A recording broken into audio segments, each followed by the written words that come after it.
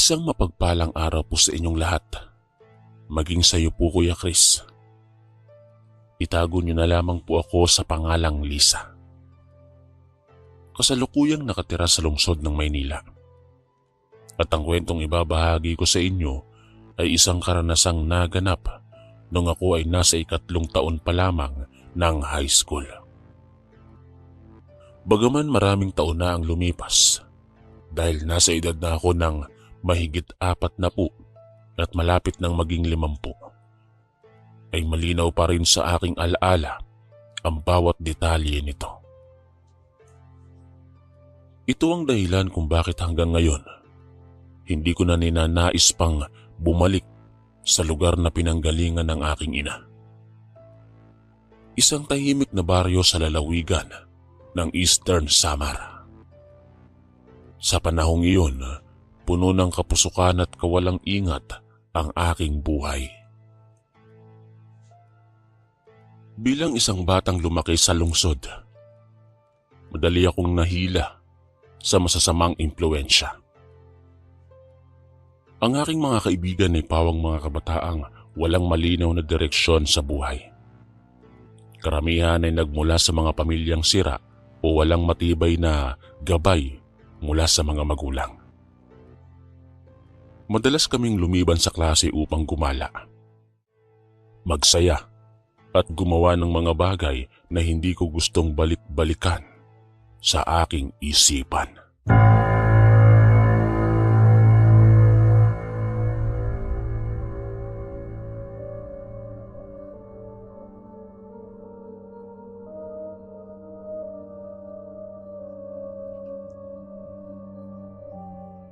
Hindi ko iniisip ang kinabukasan. Ang tanging nasa utak ko ay ang kaligayahan ng sandali. Ang pakikipagsapalaran kasama ang mga taong itinuturing kong pamilya. Ang aking mga magulang na nagpapakahirap upang pag-aralin ako ay nalaman ng aking mga gawain. Sa kanilang galit at pagkadismaya, nagpasya silang ipadala ako sa probinsya, sa baryo kung saan lumaki ang aking ina. Ito ay isang lugar na malayo sa ingay ng lungsod, sa ilalim ng sakop ng Eastern Samar. Ngunit hindi ko nasasabihin ang eksaktong pangalan ng baryo upang mapanatili ang privacy. Naniniwala silang sa pamamagitan nito ay mailalayo ako sa masasamang barkada at matututo akong maging responsable. Pinahinto nila ako sa pag-aaral pansamantala at sinabi na doon ko ipagpatuloy ang naudlot na edukasyon ko. Hindi ko maipagkakaila ang aking pagkadismaya.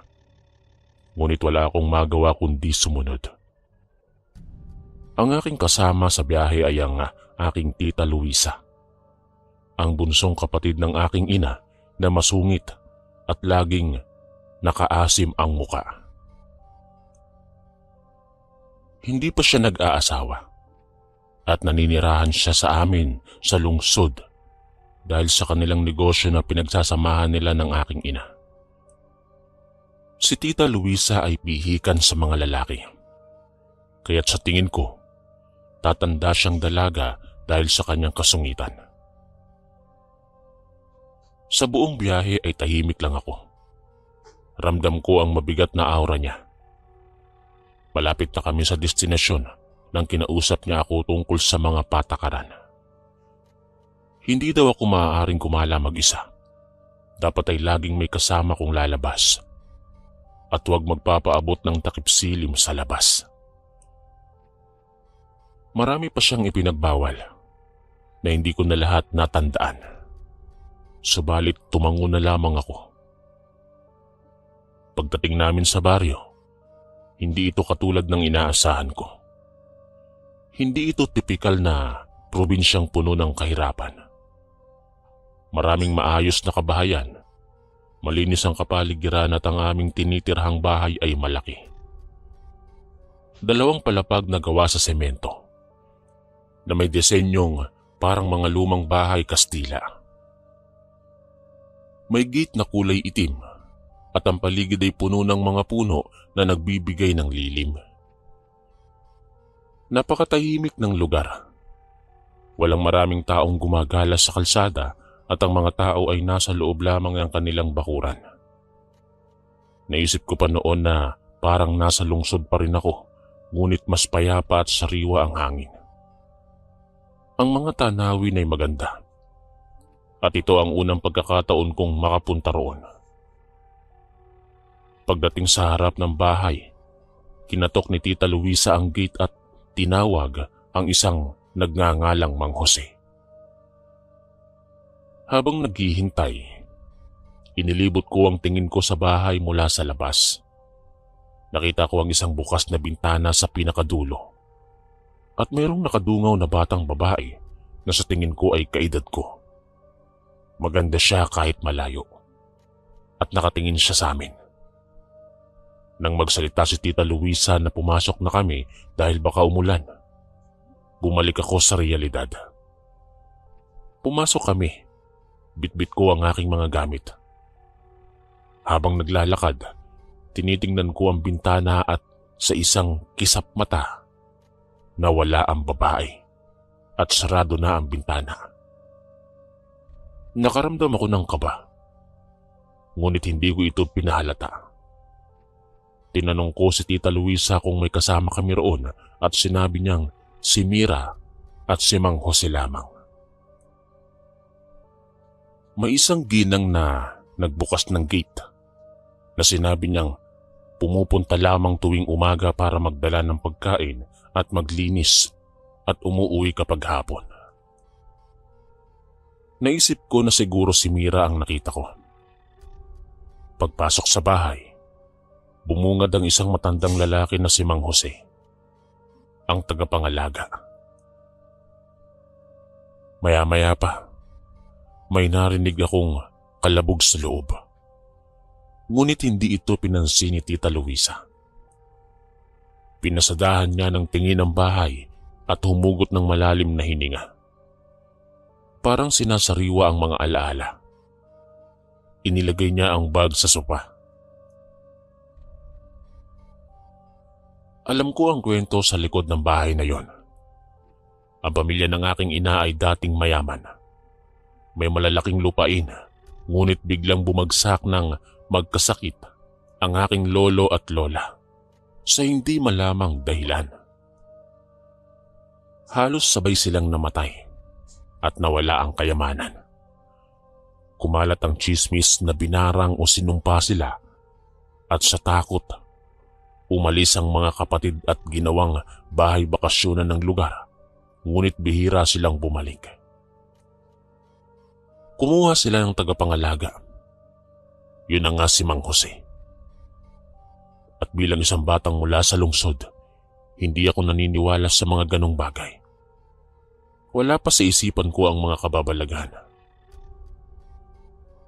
Makalipas ang 2 araw, wala akong kakaibang naramdaman. Nananatili ako sa kwarto ng dating silid ng aking ina.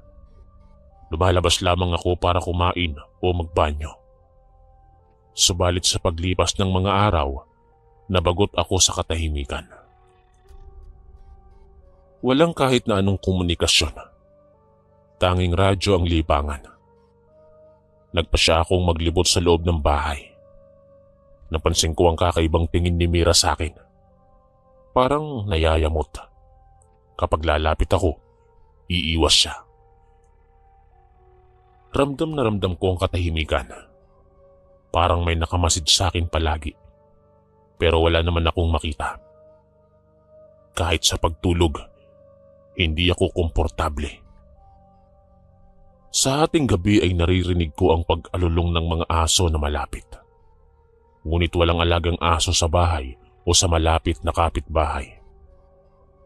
Tinanong ko si Mang Jose at sinabi niyang sa kapitbahay lamang. Kinabukasan tinanong ko si Tita Luisa kung saan siya pumupunta. At sinabi niyang sa mga dating kaibigan. Kung may kailangan, sabihin ko sa mag-ama. Napag-alaman kong si Mira ay nag-iisang anak ni Mang Jose. Kaedad ko. ngunit ang kilos at pananamit niya ay parang mas matanda. Suot nito ay ang mahabang bestida. Tahimik siya, misteryosa at halos hindi nagsasalita. Isang umaga, habang nag-aalmusal, napansin ko ang panakanakang pagsilip niya sa akin. Nakaramdam ako ng inis, subalit pinigilan ko ang sarili. Pinilisan ko ang pagkain at nag-ayos. Nagtungo kami sa bayan para mamili at sumama si Mira. Mula bahay hanggang pamilihan ay tahimik siya na parang nasa sariling mundo. Napakaganda nitong si Mira, pero parang kulang sa pag-iisip. Umuwi kami ng ganon pa rin ang kanyang inaasal. Sa pagpapatuloy ng aking pananatili sa baryo sa Eastern Samar, unti-unting lumalabas ang mga kakaibang bagay na hindi ko maipaliwanag. Matapos ang pamimili sa bayan, nagtanong ako kay Tita Luisa tungkol kay Mira, kung bakit hindi siya nagsasalita at kung nasa tamang pag-iisip ba siya. Nagulat siya sa tanong ko at sa halip na sagutin, sinermonan niya ako na dapat kong ituon ng pansin sa pagtutuwid ng aking ugali. Hindi sa iba. Nabakas ko sa kanyang mukha ang pagtataka. Subalit lumabas siya sa kwarto. Bago maisara ang pinto, nakita ko si Mira sa labas. Nakatingin ng matalim. Sumikdo ang dibdib ko at napasinghap ako. Naisip ko kung ano ang ginagawa niya roon. Dahil wala namang gagawin, nagpasya na akong matulog. Sa gitna ng aking pagtulog, bigla akong naalimpungatan dahil sa pakiramdam na may humahaplos sa pisngi ko.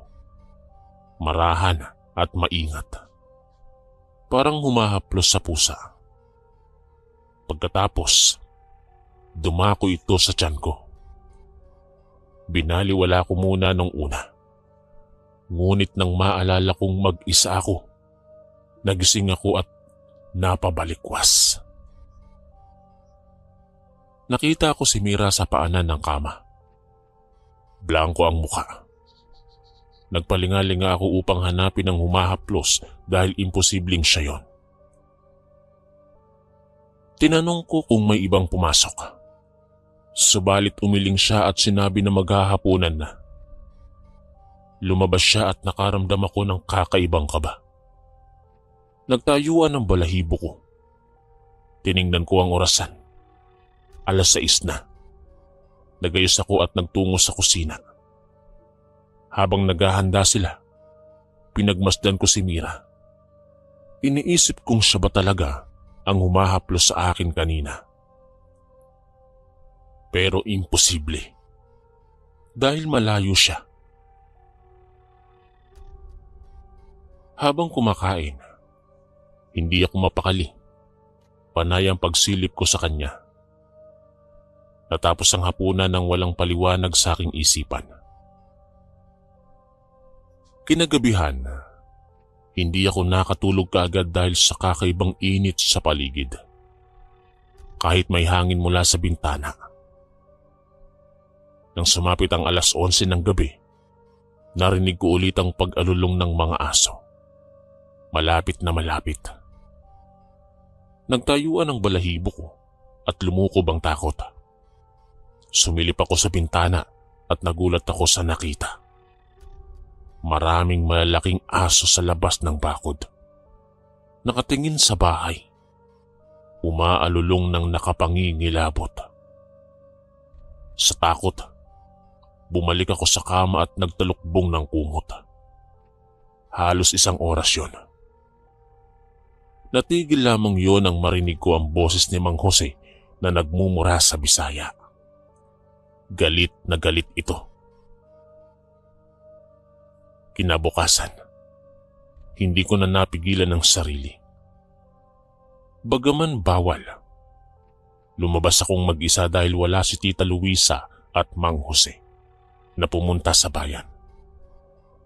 Wala rin si Mira sa loob at habang naglalakad ako sa kalsada, binabati ako ng mga residente. Tinatanong kung dayo ako. Magiliw ko silang sinasagot. Ngunit tinanggihan ng alok na samahan ako. Sinisipat ko ang mga bahay upang tignan kung may malalaking aso. Pero wala naman akong nakita ni isa. Karamihan ay mga pusa, baboy at manok. Tanging isa lamang ang may maliit na aso na nakatali sa bungad ng baryo. Nagtataka ako kung saan nanggaling ang mga alulong at ang malalaking aso na nakita ko noon. Maya-maya pa, biglang may matandang babae na lumapit. Tinanong ako kung bago ako at saan ako patungo. Nagulat ako sa kanyang pagsulpot at pagtapik sa balikat ko. Bago ako makasagot, may humila sa akin palayo. Si Mira. Nakatalukbong ng itim na balabal, balot na balot. Tinapik niya ang balikat ng matanda at sinabing pauwi na kami. Hinila niya ako pabalik sa bahay at kahit anong pilit ko, hindi ako makawala. Tila napakalakas niya. Habang naglalakad, nakita kong sinusundan kami ng tingin ng mga kapitbahay mula sa mga bintana ng bahay nila. Nakaramdam ako ng hiya at inis nun. Pagdating sa bahay, binulyawan ko siya kung bakit niya ginawa yon. Walang sagot. Sa halip, tinapunan niya ako ng matalim na tingin. Mabalasik. Ilang segundo, dumako ang tingin niya sa tiyan ko at narinig ko ang pagkaskas ng ngipin niya. Huminga siya ng malalim at umalis. Mabigat ang mga hakbang. Nagtataka ako. Napatingin sa tiyan ko at sumikdo ang dibdib ko dahil sa inis. Dumiretso ako sa kwarto upang magpahinga. Pagka-uwi ni Tita Luisa kinahapunan, sinermonan niya ako ng husto. Galit na galit dahil lumabas akong mag-isa. Hiyang-hiya ako sa harap ni Mang Jose at Mira. Sigurado akong si Mira ang nagsumbong. Nang ambahan niya ako, pinigilan siya ni Mira at may binulong na ikinalaki ng mata niya. Sinigawan niya akong magtungo sa kwarto at huwag lalabas hanggang hindi niya sinasabi. Sumunod ako at narinig ko ang kanilang usapan. Sinabi ni Mang Jose na umalis na sila bukas. Pagkatapos, narinig ko ang tanong ni Tita Luisa kay Mira kung sigurado ba siya na buntis ako. Halos manigas ako sa narinig. Nasapo ang bibig. Naalala ang aking mga kalokohan sa lungsod. Nag-alala si Tita Luisa. Maya-maya, narinig ko ang mga yabag patungo sa kwarto ko. Naupo ako sa higaan at pagpasok nila, sinampal ako ni Tita Luisa. Pinigilan siya ni Mang Jose. Galit siyang nagtanong kung nagdadalang tao ako. Ngunit hindi ko masagot dahil gulong-gulo ako. Habang nag-aamok siya, inaawat naman siya ni Mang Jose. Maya-maya pa, biglang may malakas na kalabog sa bubong na parang may bumagsak. Kasunod ang malalakas na alulong ng aso. Bagaman 7:00 pa lamang. Natigilan kami at narinig ang parang taong naglalakad sa bubong. Galit na sumigaw si Tita Luisa ngunit inawat siya ni Mang Jose. Hinila niya ulit ang buhok ko. Maya-maya, narinig ang mahinang huni ng wakwak sa paligid. At sumambulat ang nakasusulasok na amoy. May halong imburnal na amoy at nabubulok na bangkay. Napatakip ako sa ilong at hindi alam kung saan matatakot. Sa gitna ng gulo, Inutos ni Mang Jose kay Mira na isara ang mga bintana at ikutin ang bahay upang tiyakin na walang mapapasukan. Agad naman itong sumunod. Lumabas upang gawin yon. Sinabi ni Tita Luisa na dahil sa katigasan ng ulo ko, inilagay ko sa panganib ang lahat. Inakusahan niya akong makasarili at hindi ko alam na may aswang sa lugar. Sa takot, hindi ako nakasagot. Nang makabalik si Mira, sinabing naisara na niya ang lahat. Sinabi ni Mang Jose na magtago kami sa kanilang silid upang magkasama kung sakaling makapasok ang mga ito. Nagpatiuna siya sa paglabas at nang akmang susunod ako, natigilan dahil sa kirot sa ibaba ng tiyan ko. Bahagya lamang ang pagkirot pero lumala na parang hinahalukay ang loob. Tinanong ako ni Tita Luisa kung ano ang hinihintay ko. Hindi ako nakasagot dahil may mainit na dumadaloy sa hita ko at nang tingnan ko, dugo iyon na merong laman-laman. Habol hininga ako at lalong lumalala ang sakit. Nanlalamig ako, nanlalabo ang paningin. Lumapit si Mira at napaatras ako dahil nagbago ang itsura niya. Tinubuan ng makapal na balahibo ang muka. Nag-uslian ang buto sa pisngi at nagliwanag ang mapupulang mata. Mabalasik itong nakatitig sa akin. Nang makalapit siya, nawalan na ako ng malay. Nagising ako umaga na. Nasa silid ako ni Mang Jose. Kasama si Tita Luisa, nakausap ang aking ina sa telepono. Pinapabalik kami sa lungsod. Nang mapansin niyang gising na ako, huminga siya ng malalim at tinapos ang usapan. Tinanong niya ako kung kaya kong maglakad at tumango naman ako. Habang inaayos ang gamit, sinabi niyang magpasalamat ako sa mag-ama dahil kung hindi sa kanila, hindi kami makababalik ng buhay. Nang tanungin ko kung ano ang nangyari matapos mawalan ako ng malay, sinabi niyang ibaon na lamang sa limot at gawing aral ang karanasan. Bago kami umalis, nagpasalamat ako sa dalawa. Sa biyahe pabalik, marami akong tanong. Ngunit hindi ko na pinilit si Tita Luisa dahil batid kong takot din siya. Mula noon, nagbago ang pakikitungo niya sa akin. Naging mabait at malumanay. Hanggang dumating ang araw na siya mismo ang nagkwento ng nangyari. Ayon sa kanya, bago ako himatayin, may nakapasok na nilalang sa silid ko sa pamamagitan ng bintana. Nagmamadali itong maabutan ako.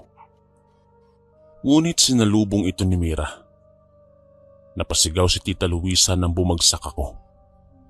Pinagtulungan nila ni Mang Jose na akayin ako patungo sa kanilang silid. Habang si Mira ang nakikipaglaban. Habang papasok, nakita niyang hindi isa. Nakita niyang hindi lang isa ang nakapasok kundi marami. Imbis na pumasok, si Mang Jose mismo ang nagsara ng pinto. Halos walang mapagsidla ng takot ni Tita Luisa. Naiiyak sa pangamba sa mag-ama. Nang tangkain niyang buksan ulit, natigilan siya dahil nasa ibang anyo na si Mira. Parang malaking pusa. Butot balatang kapayatan.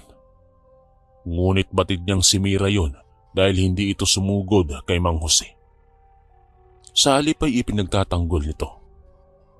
Manghang-mangha siya kay Mang Jose na nakikipaglaban gamit ang latigo na buntot ng pagi. Sa bawat pagtama, nasusugatan ng mga nilalang, ngunit nagpupumilit pa rin silang sumugod sa silid. Hindi hinahayaan ng mag-ama na makalapit sila. Umiikot ang labanan ng mahigit 1 oras. Hindi na alam ni Tita Luisa ang gagawin dahil marami ng dugo ang nawawala sa akin. Tinawag niya si Mang Jose upang tulungan ako. Pagpasok niya, sinimulan niya ang panggagamot sa akin. Kahit may sugat at kalmot siya mula sa labanan, sinabi niyang wala na ang bata sa sinapupunan ko. Nakuha na ng mga nilalang. Naisahan sila dahil inakala niyang napag-interesan lang ako bilang dayo. Ngunit nagdadalang tao pala ako. Kaya naman hayok na hayok sila. Kung sinabi agad ni Mira na buntis ako, maaga sana itong naagapan. Naiyak si Tita Luisa. Naawa sa akin kahit galit. Dahil magkadugo kami. Matapos akong lapatan ng gamot, nilinis niya ako. Makalipas ang ilang oras, nawala ang ingay sa labas. Kumatok si Mira at sinabing wala na ang mga nilalang. Naitaboy niya sila dahil umaga na. Hindi na natatakot si Tita Luisa kay Mira. Inaasahan niyang hindi normal ito at hanggang sumikat ang araw, laking pasasalamat ko sa mag-ama. Lalo na kay Mira na dating kinaiinisan ko. Ngunit siya pala ang nagligtas sa akin. Nagbago ang buhay ko. Naging aral ang lahat ng masamang ginawa ko na nauwi sa pagkawala ng sanay magiging anak ko. Siguro'y hindi pa talaga siya para sa akin. Kinuha agad ng hindi ko pa alam.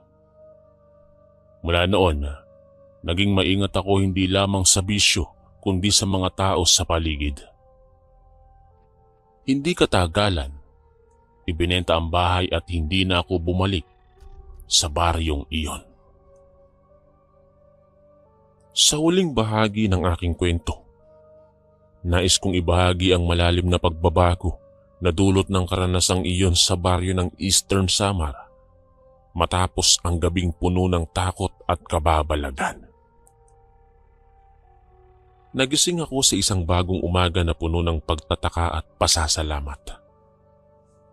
Habang inihahanda namin ng pag-alis, unti-unting lumilinaw sa aking isipan ang mga nangyari. Bagaman hindi ko pa lubos na maunawaan ang lahat. Ang tahimik na baryo na dating tila payapa at malinis ay naging lugar ng aking pinakamalaking aral sa buhay. Ang mga kabahayan na parang bakasyunan, ang sariwang hangin at ang mga punong nagbibigay ng lilim ay naging backdrop ng isang karanasang hindi ko malilimutan. Sa biyahe pabalik sa Maynila, tahimik ako, puno ng tanong na hindi ko naipahayag kay Tita Luisa. Ramdam ko ang kanyang takot at ang kanyang bagong kabaitan ay nagpapahiwatig na siya rin ay naapektuhan ng malalim. Sa mga sumunod na araw, nang maging siya mismo ang nagkwento, naunawaan ko ang buong larawan. Ang mga nilalang na sumugod ay mga aswang, nakaraniwan sa lugar at ang aking pagiging dayo at ang hindi ko alam na pagdadalang tao ay naging dahilan ng kanilang pag-atake. Ang dugo at laman na nawala sa akin ay naging kanilang kapalit sa aking buhay. Si Mira na dating misteryosa at kinaiinisan ko ay naging tagapagtanggol. Nagpapakita ng kanyang tunay na anyo upang ipagtanggol kami. Si Mang Jose, gamit ang kanyang kaalaman at lakas, ay nakipaglaban ng walang pag-aalinlangan. Ang karanasang iyon ay nagbigay sa akin ng bagong pananaw sa buhay, na dati puno ng kawalang ingat ang aking mga desisyon. Subalit ngayon, naging maingat ako sa bawat hakbang. Hindi na ako bumalik sa dating gawin ng pagbubulakbol at paglalakwatsa. Sa halip ay itinutok ko ang aking pansin sa pag-aaral at sa pagiging responsable. Ang pagkawala ng sanay magiging anak ko, bagaman masakit, ay naging paalala na ang bawat aksyon ay may kahihinatnan. Hindi ko man siya nalaman ng maaga. Ang kanyang maikling presensya ay nagbigay ng aral na hindi ko makakalimutan. Ang bahay na yon, na dating puno ng alaala ng kayamanan at pagbagsak ng pamilya, ay naging simbolo ng sumpa at kababalaghan na iniiwasan namin. Matapos ibenta, hindi na namin alam ang nangyari doon. Ngunit sapat na yon upang tapusin ang kabanatang yon sa aming buhay. Hanggang ngayon, sa aking buhay sa Maynila, dala ko ang mga aral mula sa baryo. Ang katahimikan ng dating nakakabagot ay naging paalala ng payapang buhay na dapat pahalagahan.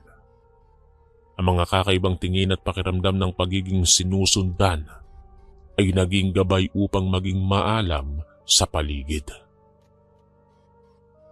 Ang mga alulong ng aso at nakasusulasok na amoy ay naging alaala ng panganib na maaaring nakatago saan mang lugar. Hanggang dito na lamang po ang aking kwento.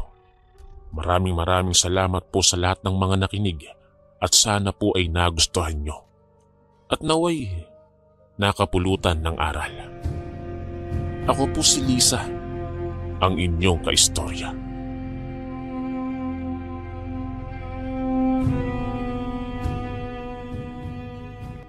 Magandang araw sa inyong lahat.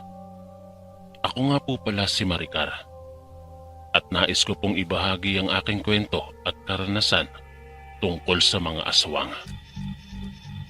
Tawagin niyo na lang ako sa pangalang Marie, tubong Kankanaey o Igorot, at lumaki sa pamumuhay na isang kahig isang tuka.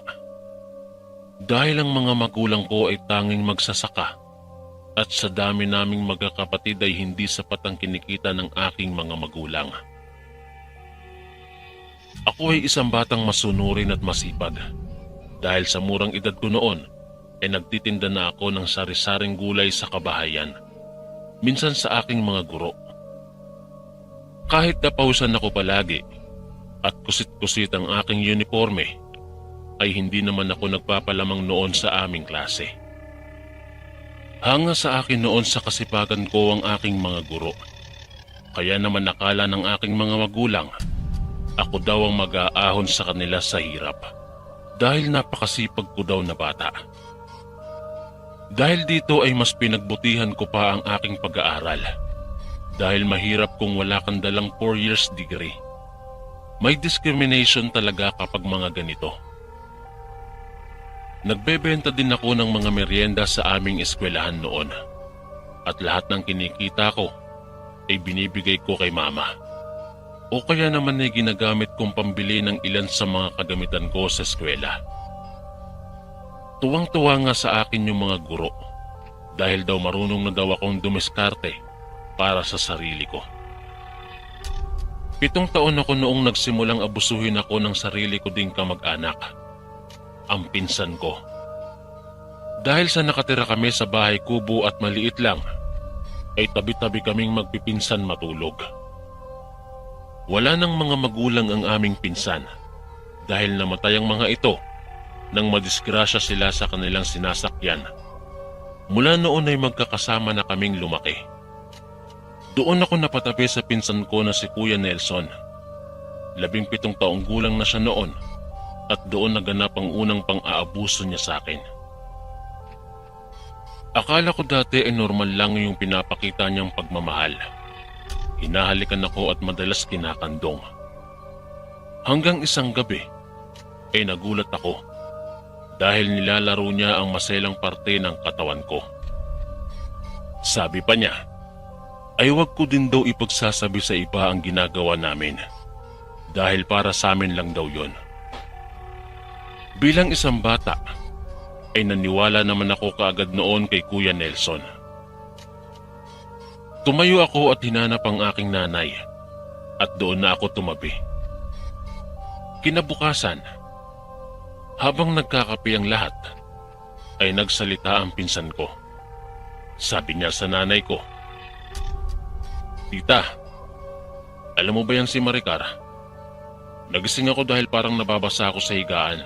Tapos nung kinapa ko, Basa pala ang shorts niya. Sabi niya sabay kunwaring tumatawa. Kaya pala biglang tumabi sa akin to kagabi. Nako, ikaw talaga Maricar. Sabi naman ni Mama. Maraming beses nangyari ang ginagawa ng pinsan ko dahil namulat ako sa salitang puro pagmamahal. Hanggang sa nagdalaga na ako ay patuloy pa rin ang ginagawa sa akin ni Kuya Nelson. Isang araw ay nagtapat siya sa akin ng kanyang nararamdaman. Maricar, mahal kita. Mula pa noong bata ka, gusto na kita. Sabi niya sa akin sabay halik sa aking mga labi. Hindi ko alam pero maging ako noon ay nahulog na rin ang loob ko sa kanya dahil sa mga ginagawa niya sa akin. Bata pa ako at akala ko ganoon na talaga ang totoong pag-ibig. Sa ginawa niyang paghalik sa akin, ay may isa sa aming mga kapitbahay ang nakakita at kanyang ipinagkalat ito sa mga tao. Noong una ay pinagtatanggol pa kami ng aking nanay noong mabalitaan niya ang tungkol dito dahil hindi ito naniniwala. Ngunit araw ng Pasko noon ay inaantay namin lahat ang oras ng 12:00 nang bigla akong hinila ni Kuya Nelson sa likod ng aming kubo-kubo. Tsaka niya ako siniil na naman ng halik dahil matagal na hindi kami masyadong nakakapagkita dahil madalas ay nasa eskwelahan ako at hindi kami nagkakaroon ng oras sa isa't isa. Maricar, miss na kita. Magsama na kaya tayo? Magpakalayo-layo tayo. Ito ang sinasabi niya sa akin habang isinasagawa namin ang kasalanan sa likod ng kubo. Nagulat kami pareho nang bigla naming nakita si nanay sa harap namin at tahimik lang ito. Maya-maya pa ay pumasok ito sa loob ng bahay at humagulgol sa pag-iyak. Sobrang kaba ang nararamdaman ko noon at ang iba naming mga pinsan ay binugbog si Kuya Nelson. Pinili ni Mama na ilayo muna ako sa amin upang hindi daw ako gawing pulutan ng tsismis. Bahala na daw kami kung magsasama daw kami ni Nelson. Huwag lang daw kaming magpapakita ng kahihiyan ng aming pamilya sa lugar namin. 500 piso lamang noon ang aming pera ni Nelson at isang sako lamang ng bigas. Madaling araw kaming umalis pagkatapos ng Pasko. Nang sa gayon ay walang makaalam. Kapag mayroong nagtanong daw kung nasaan ako, ay sasabihin na lang daw nilang ipinaampun kami. Sobrang sakit para sa akin noon dahil kahit ayaw ko ay hindi na nagbago ang isip ni Mama. Lalo na at baka mabuntis pa daw ako. Sumakay kami ng bus noon at hindi namin alam pareho kung saan kami pupunta. Hanggang sa makarating kami sa Antique at dito na kami naghanap ng trabaho ni Nelson. Mapalad naman kami at nakahanap kami ng isang pamilya na may negosyong babuyan at kami daw ang magbabantay dito. Wala lang naman sa akin yon dahil sanay na ako sa ganitong klaseng trabaho. Maganda din naman dahil walang masyadong mga katanungan ng may-ari kung bakit masyado pa akong bata na nakipagtanan na. 13 taong gulang na kasi ako noong umalis kami sa aming probinsya. Minsan ay pumapasok si Nelson sa construction, dagdag para sa aming gastusin. Naging maayos naman ang aming pagsasama noon dahil itinuring naman niya ako na parang isang prinsesa. Ngunit hindi ko alam na magbabago din pala yon. Makalipas kasi ng 4 na taon naming pagsasama ay nabuntis ako. Kaya naman hindi ko na siya napagbibigyan palagi sa gusto niya tuwing gabi. Maselan din kasi ang aking pagbubuntis. Dito ko siya napapansing kakaiba na ang ugali niya sa akin. Nagdadabog na siya at kung ano-ano ang mga gamit ang sinisira niya. Lasing kapag umuuwi. Hanggang sa halos makalimutan na niya na mayroon siyang asawa at anak na naghihintay sa kanya. Madalang na lang siyang umuuwi at madalas ay halos umaabot pa ng 1 buwan. Ang palagi niyang sinasabi sa akin ay malayo daw ang kanilang pinuntahang kontrata at kailangan daw ay doon na sila manirahan muna upang dire-diretso ang kanilang trabaho. Kapag madami pa akong tinatanong, nagagalit na siya kaagad at madalas ay aalis ulit ng wala pang 1 oras na nakakauwi.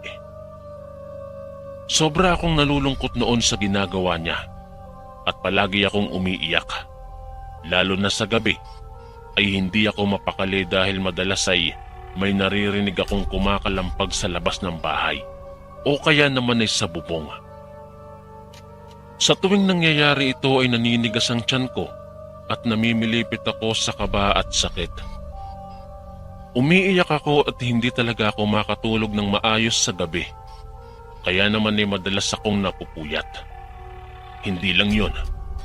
Dahil noong 7 buwan na akong buntis, ay napapansin kong hindi gumagalaw ang anak ko sa aking tiyan. Kaya nagtataka ako at laging nangangati ang buong katawan ko.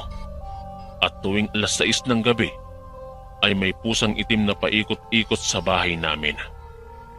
Laging nangangati ang buong katawan ko. Hindi ako mapakali. Balisa ako palagi.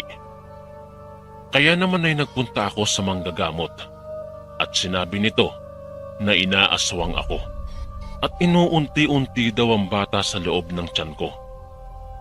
Mabuti na lamang at naagapan kong magpagamot at pagkatapos kong gamutin ay gumalaw na ang bata sa tiyan ko. Gamit ang dugo ng manok na kinatay ay ipinapahid ito sa noo ko. Ginuguhit ng manggagamot ang parang krus sa aking noo at may ritual na isinasagawa ang manggagamot. Tsaka niya ako pinapasigaw ng aswang. Pagkatapos kong magamot ay napapansin kong unti-unting nauubos ang mga alaga ko ding mga manok at sisiw. Matapat naman ako sa aking amo at sinasabi kong natatagpuan ko na lamang ang mga itong putol ang kanilang mga ulo. Noong una ay akala namin ay aso ang gumagawa nun. Kaya naman ay nilagyan pa namin ito ng harang. Subalit nagulat kami nang isang araw ay ang mga baboy naman na aking mga alaga ang naisipang patayin ng mga aswang. Nagulat na lamang ako noon dahil paglabas ko sa kubo at maglilinis na sana ako ay nagkalat ang dugo sa kulungan. At ang isa sa kanila ay nakalabas ang ilan sa mga lamang loob. Wakwak ang tiyan nito at maraming kagat. Pinaniniwalaan na aswang ang gumawa nito noon. Sinabi ko kaagad ang pangyayari sa aking amo noon at agad naman niyang pinalagyan ng dobleng proteksyon ng kulungan upang hindi na muling makapatay pang muli ng alagang baboy ang aswang. Ma'am, nasira na naman po ang ginawa ninyong bakod sa kulungan. May isa na naman pong namatay sa mga baboy. Ito ang malungkot na balita na ipinagpaalam ko kaagad sa aking amo. Hayaan mo, palalagyan pa natin yan ng mas maayos pang proteksyon. Salamat sa pagbabantay. Ito ang sinabi sa akin ng aking amo at mabuti na lang talaga at mabait ito. Walang anuman po, sagot ko naman. Mag-iingat ka din, baka ikaw ang isunod. Wala ka pa namang mga kasama. Malapit ka pa naman ding mga anak. Bilin niya pa sa akin. Opo ma'am, maraming salamat po. Sabi ko ulit nang bigla siyang magtanong kung nasaan na daw ang asawa ko. Sinabi ko naman na nasa trabaho, ngunit madalang na itong umuwi. Nagkukwentuhan pa kami ng mga sandaling yon tungkol kay Nelson. Kahit siya ay sinabi niya ring pwede ko siyang hiwalayan dahil sa mga ginagawa niya sa akin. Mag-isa ko lang sa lahat ng yon at walang pakialam si Nelson. Kahit pa noong mga anak na ako, ay halos hindi man lang niya nagawang tignan ng kanyang anak. Dahil dito ay napilitan akong maghanap ng ibang hanap buhay na po pwede kong gawin pagkatapos ko maglinis at pakainin ng mga baboy. Nag-iipon na rin kasi ako noon ng pera upang makaalis na ako sa lugar na ito dahil hindi ko na kayang tiisin ang ginagawa sa akin ni Nelson. Nabalitaan ko rin mula sa mga kasama niya sa trabaho na nambababae daw ito lagi. Naglako ako ng mga kakanin noon at karga ko ang aking anak noon sa paglalakad. Kahit kaunting kita ay makakatulong ito para sa aming pagkain. Sobrang payat ko na rin noon. Hanggang sa nakilala ko si Alvin. Halos magkasing edad lamang kami. Ngunit tumigil na rin ito sa pag-aaral. Palagi siyang bumibili ng aking mga paninda. At kay tamis lagi ang pagkakangiti niya sa akin. Ito ang unang beses na kinilig ako sa isang lalaki. Doon ko napagtanto na ganun pala ang pakiramdam ng umiibig. Miss Beautiful, kailangan mo ba ng tulong?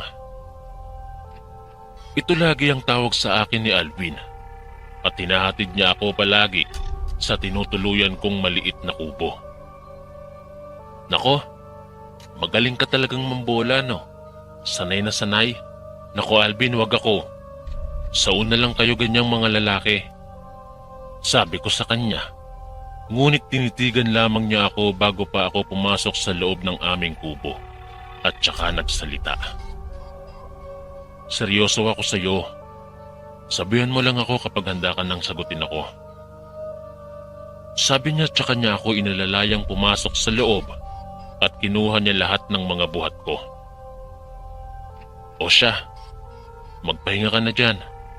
Ako na bahalang maglinis dito sa mga nagamit mo. Alam kong pagod ka. Sabi niya. Nakangiti ako noon at kinikilig ako sa mga ginagawa niya sa akin. Nang maya-maya pa, ay may narinig akong sigaw sa labas. Maricar! Malandi kang babae ka! Papatayin ko kayong dalawa! Ito ang boses ni Nelson na narinig ko sa labas at sumilip ako sa bintana. May hawak siyang malaking itak. Sumigaw ako noon kay Alvin na may dalang itak si Nelson. Malalakas na suntukan at madugong labanan ang nangyari. Mabuti na lang at lasing na lasing si Nelson. Kaya naman ay pagkatapos ng ilang suntok sa kanya ni Alvin ay bumagsak na ito. Sa araw na iyon ay binuhat siya ng mga tanod ng barangay at dinala sa pulis. May taga na noon sa kamay si Alvin, kaya naman ay tagaktak ang dugo mula dito. Mabuti na lang at sa tulong ng mga tanod ay naisugod kaagad siya at naagapan naman. Sobrang pag-aalala ang nararamdaman ko noon. Ilang araw din akong nakabantay kay Alvin sa ospital at inalagaan ko siya talaga ng mabuti. Ipinaramdam ko sa kanya na gusto ko din siya. Tuluyan na rin akong nakipaghiwalay kay Nelson at kahit na masama ang loob niya ay wala na siyang nagawa pa. Tanggap naman ni Alvin ang aking anak at nagsama na rin kami. Ginamit kong puhunan sa aking tindahan na maliit noon ang huling sweldo ko sa piggery. Dahil pinalayas na rin kami ng may-ari. Dahil malas daw sa negosyo ang mga nangyaring yon. 3 taong pagkakakulong ang hatol kay Nelson. Para sa amin ay hindi sapat yon. Ngunit wala na kaming nagawa pa. Dito pa rin kami sa Antique naninirahan. Kasama ang mga magulang ni Alvin. Wala na akong mahihiling pa noon sa Diyos, kundi ang masaya at payapang pamilya. Lagi akong nakabantay noon sa aking anak. Halos ayaw kong mawala siya noon sa aking paningin. Dahil maraming mga kwento-kwento sa amin noon na may mga aswang daw na nagpapanggap na mang-aampon ng bata. O kaya naman ay kunwari ay makikiinom lang ngunit tinatakas na pala ang mga sanggol at kanila itong ginagawang pagkain. Sunod-sunod kasi ang mga ina na namamatayan ng anak sa amin. Nagaan yung tao daw kasi ang mga aswang na ito. Maingat ako sa lahat dahil kahit pasabihin ng mga iba na hindi ito totoo ay pinaniniwalaan ko. lalo na noong may isang matandang babae ang kumakatok sa aking tindahan. Iha, baka pwedeng makahingi ng pagkain. Nagugutom na kasi ako. Pakiusap ng matanda. Ay naku ho, Lola. Matumal po ngayon. Wala pa ho akong benta. Pero bigyan ko na lamang ho kayo ng kanin at ulam. Sandali lang ho ah. Sabi ko at binuhat ko ang aking anak at pumunta ako sa kusina. Pagbalik ko ay nawala na ang matanda. Hindi ko na alam noon kung saan nagpunta.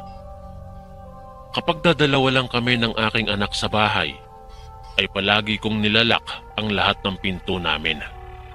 At si Alvin lang ang tanging pinapapasok ko. May dala-dala din kami palaging proteksyon dahil hindi lang naman aswang ang aming pinaghahandaan, kundi maging si Nelson. Hindi namin alam kung nakalaya siya o makatakas sa kulungan. Mas maganda na ang sigurado.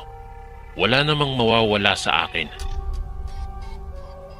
Pagkatapos ng 3 araw, mula nung may matandang humihingi ng pagkain sa akin, ay muli na namang bumalik ito. Nagulat pa ako noon dahil nakalapit ang mukha niya sa screen ng aking tindahan. At saktong paglingon ko, ay mukha niya ang nakita ko. Naku naman po, ginugulat naman po ako eh. Ano pong bibilhin niyo? Tanong ko dahil hindi ko pa siya nakilala noong una. Iha, baka pwedeng makibanyo muna sa inyo. Ihing-ihi na kasi ako eh. Ito ang pakiusap ng matanda at dito ko siya nakilala. Oh, ikaw po yung matanda nung nakaraan ah. Saan po kayo nagpunta nun? Bibigyan ko na po sana kayo ng pagkain. Tanong ko.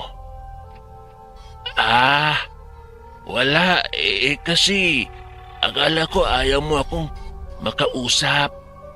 Kaya umalis na ako. Iha, papasukin mo na ako sa bahay mo. Ihing-ihi na kasi ako. Hindi ko na ata kayang pigilan. Pagpupumilit niya. Lola, di ba po sabi ko hintayin niyo ako kasi kukuhanan ko kayo ng kanin at ulam? Sabi ko. Pinipilit kong ibahin ang aming pag-uusap dahil ayaw kong mahalata niyang natatakot ako sa kanya at ayaw ko siyang papasukin. Nakakaramdam na kasi ako noon ng kakaiba sa matanda. Gusto niya talagang makapasok sa bahay. Maya-maya pa, ay nakita ko sa hindi kalayuan na papalapit si Mang Dino, ang manggagamot na nagpagaling sa akin noong buntis ako. Naramdaman ata ng matanda na may paparating, kaya ito'y nagpaalam kaagad. Sino yun? Bungad sa akin ni Mang Dino. Hindi ko ho kilala eh. 2 beses nang nagpabalik-balik dito. Nagpupumilit ngang makapasok kanina. Sagot ko. Tama lang na hindi mo siya pinapasok.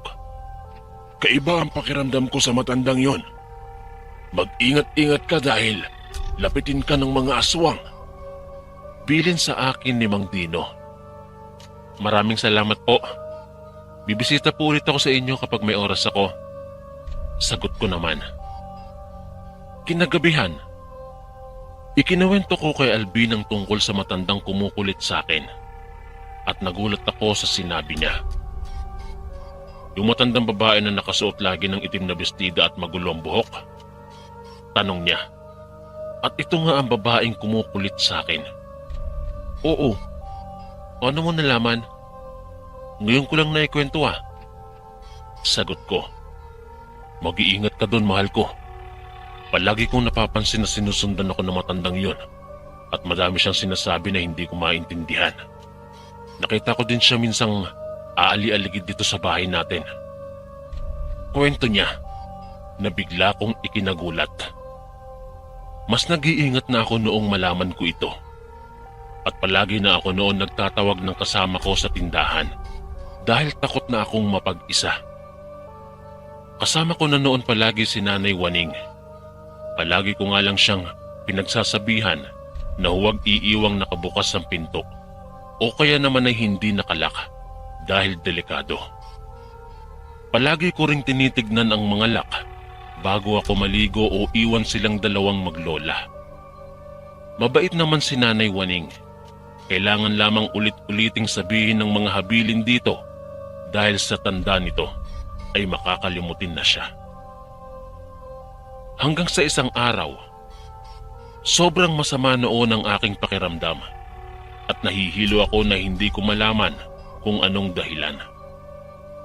Ibinilin ko ng 2 beses kay Nanay Waning na huwag iiwanan si Baby. Maaga kami noong nagsarado ng kantina dahil hindi ko talaga kaya. Kakaiba talaga ang pakiramdam ko. Tinatawagan na tinetext ko na nga si Alvin na umuwi ng maaga dahil masama ang pakiramdam ko. At kahit na anong oras, baka bumagsak ako at hindi ko mabantayan si Baby.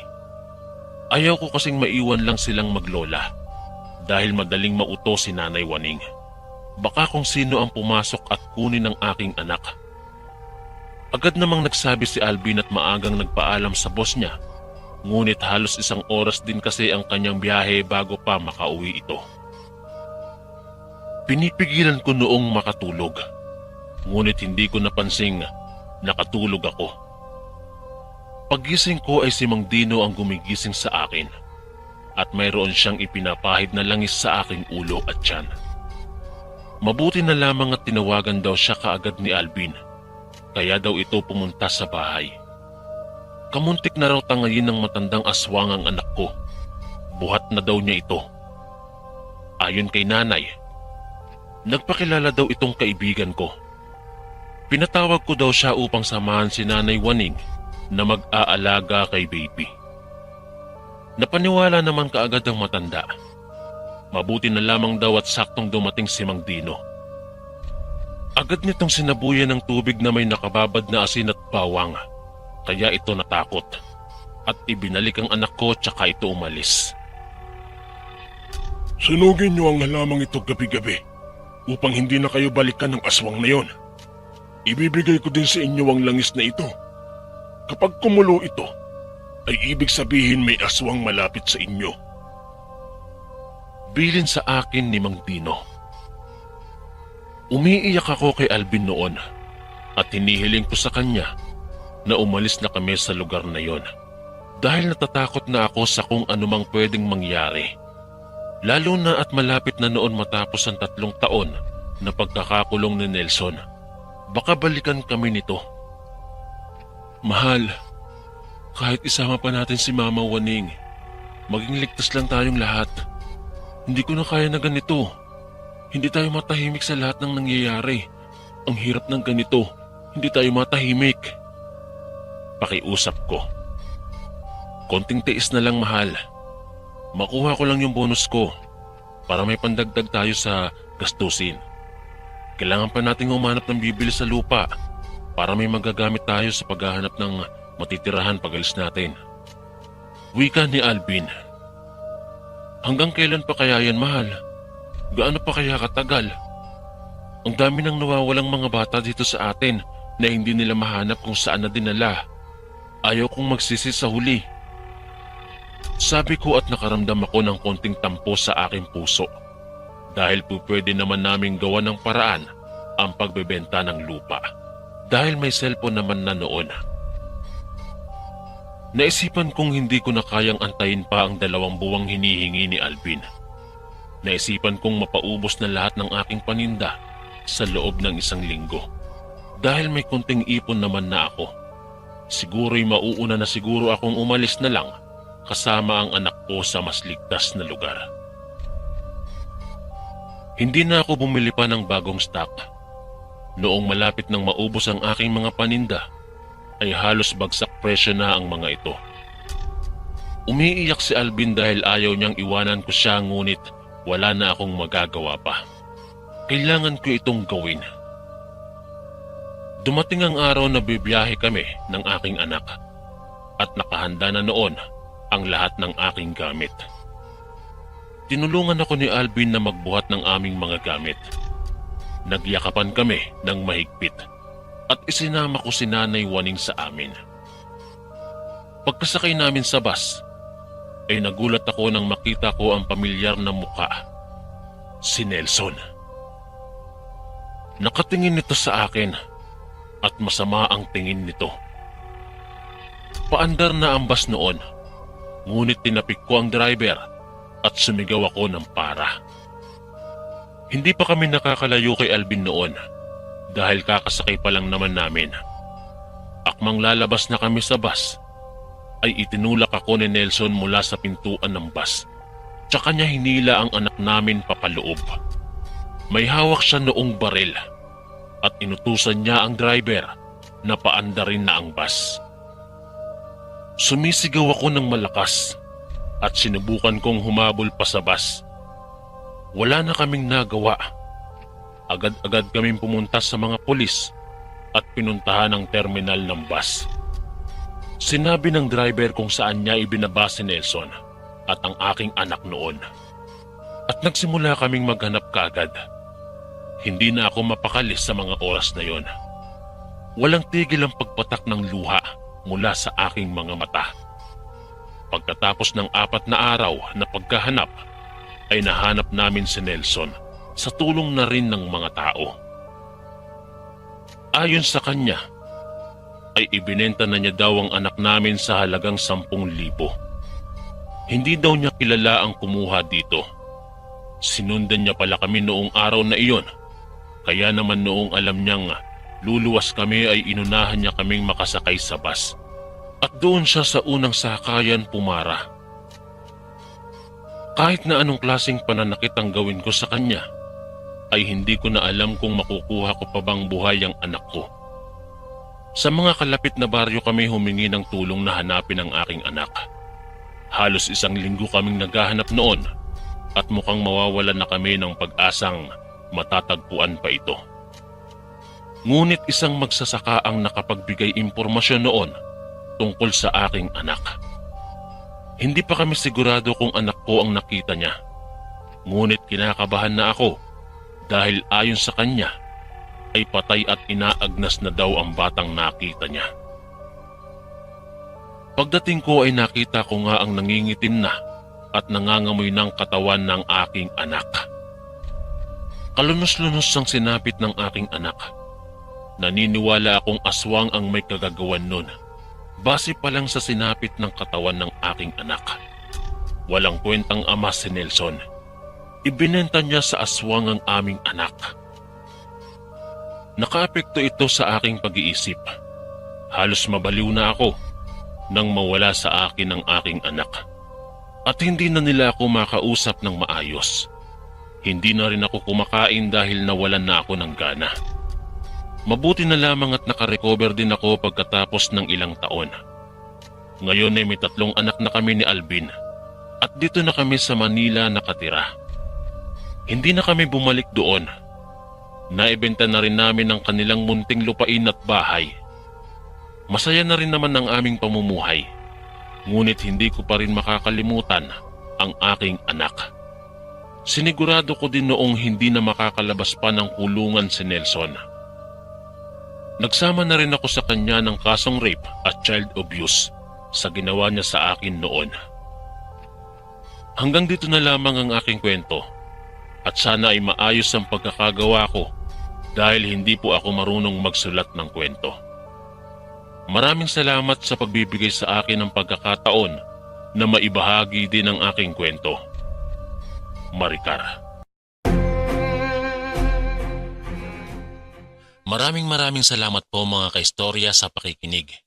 At kita-kits po ulit bukas para sa isa na namang nakakatakot na kwento. Ito po si Kuya Chris, ang inyong kaistorya. God bless po at ingat po lagi.